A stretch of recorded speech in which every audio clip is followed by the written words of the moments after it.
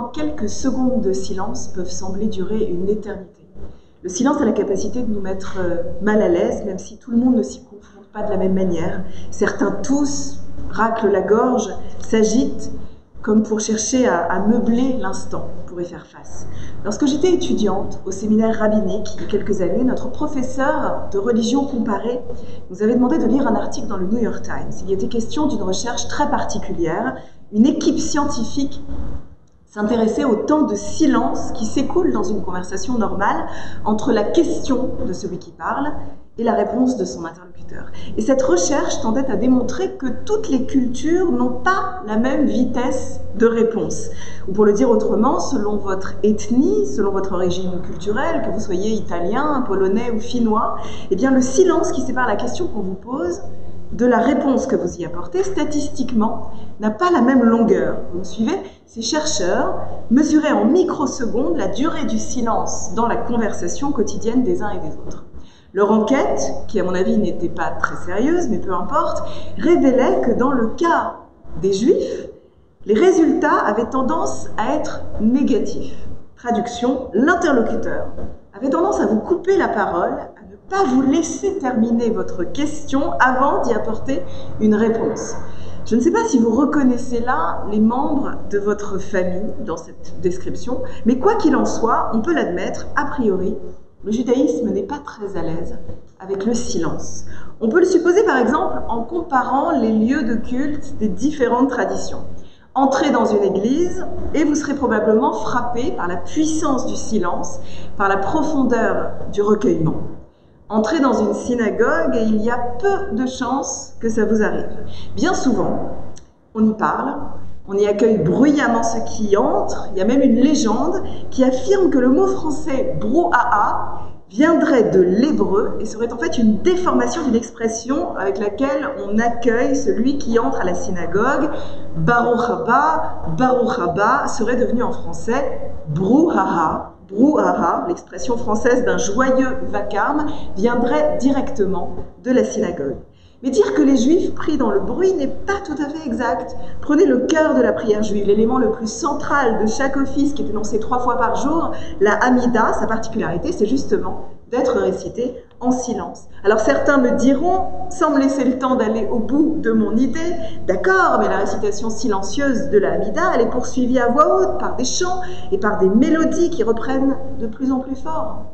Certes, mais il y a d'autres moments où on prie en silence. Par exemple, au cœur des jours solennels et redoutables dans lesquels nous nous trouvons, à Yom Kippour, on nous demande de prendre garde à nos paroles, de nous mettre comme en retrait du monde pour faire un jeûne qui n'est pas seulement un jeûne de nourriture, mais aussi de mots, de tout ce qui pourrait nous éloigner d'une ascèse particulière, et le silence est particulièrement présent au cœur des offices de fête que nous vivons. D'accord, me diront certains, sans me laisser le temps de finir ma phrase, et ils ajouteront « Mais que fait-on tous les jours, tous les matins, depuis des semaines à la synagogue, et surtout au jour de Rosh Hashanah, on fait résonner un instrument qui est capable littéralement de décorner un bœuf. On commence chaque journée en soufflant dans un chauffard, en créant un brouhaha ahurissant. Tu parles d'un silence, tu parles d'une saison calme. Les Juifs prient en silence, les Juifs pris dans le bruit, tout cela est vrai et faux à la fois. Pour comprendre le rapport du judaïsme au silence, il faut avoir écouté au moins une fois une des prières les plus centrales de la journée qu'on s'apprête à vivre. Il faut entendre un chant issu du rite ashkénaze, qui est un des plus célèbres de Kippour et qui s'appelle le Untane Tokef. C'est le moment par excellence où la gravité du jour se fait sentir. C'est même le sens des paroles que l'on prononce. Untane Tokef kedushat ayom.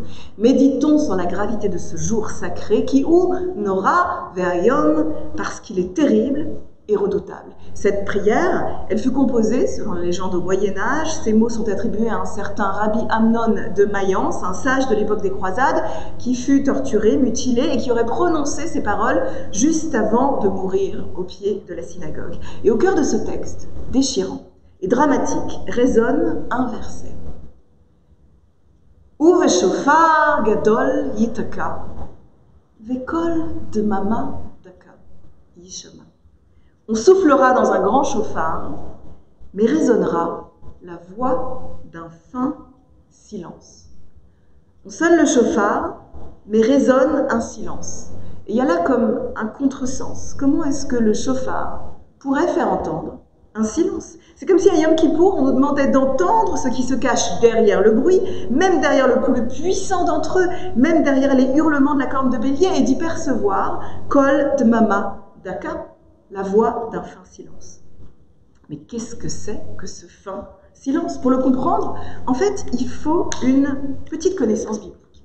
Il faut savoir d'où est tirée l'expression de Untan et Tokef.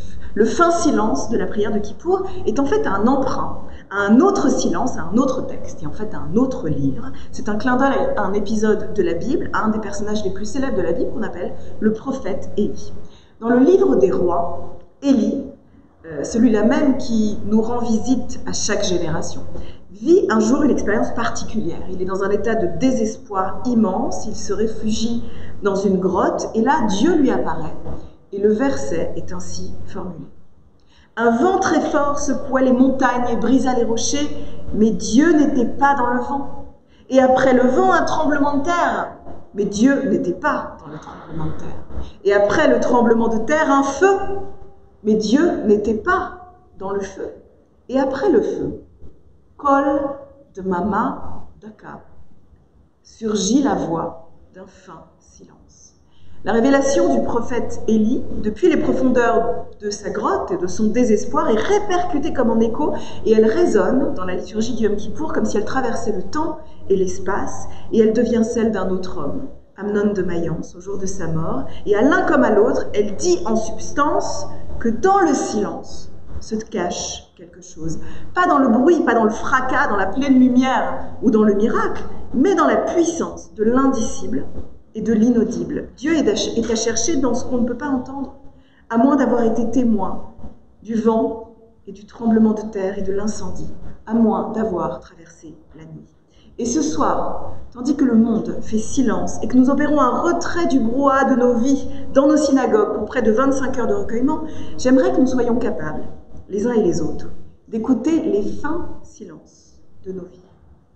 Plutôt de percevoir que ces silences ont abrité les plus puissantes paroles que nous ayons entendues. Puisqu'il est de tradition en ce jour de faire un vidouille, c'est-à-dire d'opérer une forme de confession personnelle, j'aimerais partager avec vous une histoire très intime et vous raconter quelque chose qui m'est arrivé cette année et qui a tout à voir avec Kol Dmama Daka, avec la voix d'un fin silence telle qu'elle a pu résonner dans ma vie. Beaucoup de gens le savent ici, j'ai grandi, comme beaucoup d'entre vous, dans une famille très marquée par la Shoah, par son souvenir et aussi par ses silences. Mes grands-parents maternels faisaient partie de ces survivants qui n'ont pas parlé, on ne savait presque rien du monde d'avant et de leur vie d'avant la destruction, de ce temps où ils étaient encore vivants et pas juste survivants. Et enfin, je me demandais souvent pourquoi ils ne portaient pas tous les deux le même nom de famille, bien qu'ils aient fondé ensemble une famille, la mienne. Ma grand-mère s'appelait Sarah Kopolovitch, mais personne d'autre dans la famille ne portait ce nom. Et j'ai fini par comprendre, en grandissant, que toute sa vie, elle avait porté le nom de son premier mari, de l'homme qu'elle avait épousé avant la guerre et dont elle avait eu un fils. Et que toute cette famille, son enfant et son mari, Meir Kopolovitch, avaient été assassinés à Auschwitz. L'histoire de cette première famille, de ma grand-mère, est restée un secret qu'elle a gardé caché, tout en portant leur nom, tout en énonçant et en épelant ce secret à chaque fois qu'elle déclinait son identité.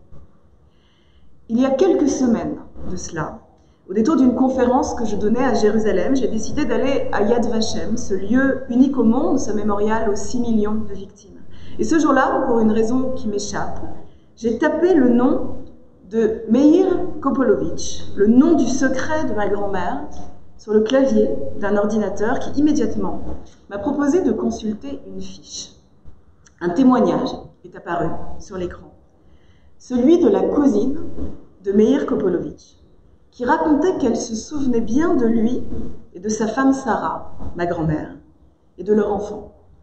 Et voilà comment, en 2019, je découvrais le témoignage d'un monde englouti près de 80 années plus tôt, mais raconté à Yad Vashem En 1999, il y a seulement 20 ans de cela, en découvrant une date aussi récente, j'ai immédiatement entrepris de retrouver cette cousine, qui n'en est pas vraiment une, mais dont l'histoire croise la mienne, simplement par l'intermédiaire des fantômes et des silences de nos vies. Et quelques semaines plus tard, Yad Vashem m'a fait parvenir un message pour m'annoncer qu'ils avaient bien retrouvé sa trace, mais qu'ils étaient au regret de m'annoncer qu'elle était morte il y a 3 ans. 3 ans seulement. On peut lire cette histoire comme celle d'un rendez-vous raté ou d'une parole empêchée, mais on peut aussi la lire autrement. Je sais aujourd'hui que je n'entendrai sans doute jamais de la bouche d'un témoin le récit du monde disparu de ma grand-mère. Je sais que d'une certaine manière, son secret perdurera. Mais je sais aussi combien la voix de ce fin silence, Kol Dmama Daka, la voix de l'indicible et du récit impossible, m'a construite et a aussi beaucoup à voir avec celle que je suis devenue. Mon histoire n'en est qu'une parmi beaucoup d'autres. Des histoires semblables ont fait l'objet de films, de livres, de récits. C'est l'histoire, par exemple, du livre Un secret de Philippe Grimbert. C'est l'histoire du grand-père de Santiago Amigorena, qu'il raconte dans un livre récent, Le ghetto intérieur. C'est l'histoire des grands-parents que je n'ai pas eus, d'Ivan Jablanka, et tant de récits. C'est aussi un peu l'histoire murmurée par Simon et Garfunkel dans leur si célèbre chanson Sound of Silence. Hello darkness, my old friend, I've come to talk with you again. L'obscurité est pour beaucoup d'entre nous comme une vieille connaissance, comme un vieil ami avec qui nous avons appris à parler. And the vision that was planted in my brain still remains within the sound of silence. Et dans mon esprit est plantée une vision qui vient de là et qui perdure. Le bruit de l'inaudible. Pour beaucoup d'entre nous, ce qui n'a pas été dit dans nos familles, a à voir avec ce que nous sommes devenus, avec ce que nous nous sentons dans l'obligation de raconter aujourd'hui. Pour beaucoup d'entre nous, le silence a été un élément de construction, le support d'une conversation que nous entretenons avec le monde dans les lignes que nous écrivons et dans les paroles que nous prononçons.